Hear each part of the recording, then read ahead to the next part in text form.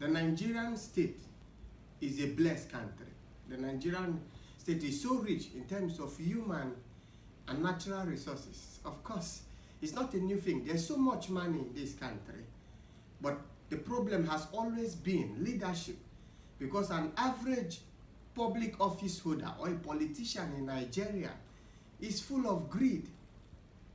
And I always tell people that, look, a greedy man is a wicked man.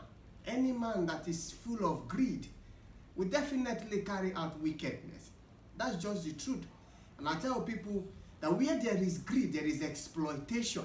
Any man who is greedy in nature will think of exploiting the next person.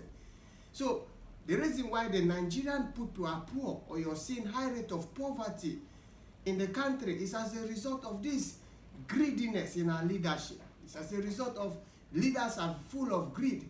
And because I've said it, that any man who is greedy is a wicked people. So they try as much as possible to carry out wickedness against their own people. And there's no other wickedness than this wickedness that 133 million Nigerians in their own country are living in poverty. Which other wickedness is greater than 90 million of our people in a blessed country like Nigeria are in extreme poverty? 20 million children are out of school. And I tell people that since 2009, that the issue of terrorism hits the northeastern region of Nigeria, or the northeast geopolitical zone. Citizens of this country, bona fide citizens by birth, are still living in IDPs camp in the northeast. Increase of insecurity and all forms of social vices is on a daily basis. But the political elites are traveling, going abroad for vacation. Their children are not here. Their wives are not here. This is a clear wickedness.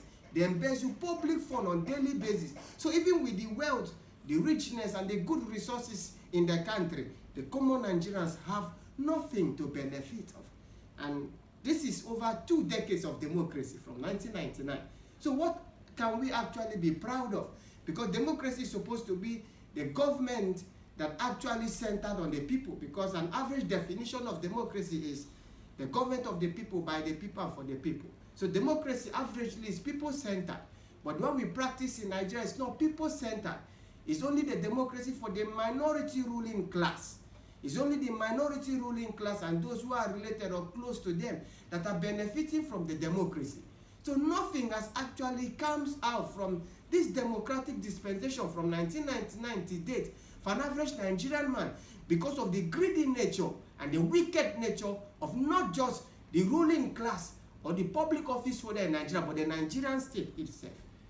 And this must come to an end, because the people are actually yearning for a good social welfare in their own country. This message is reaching you from African Socialism.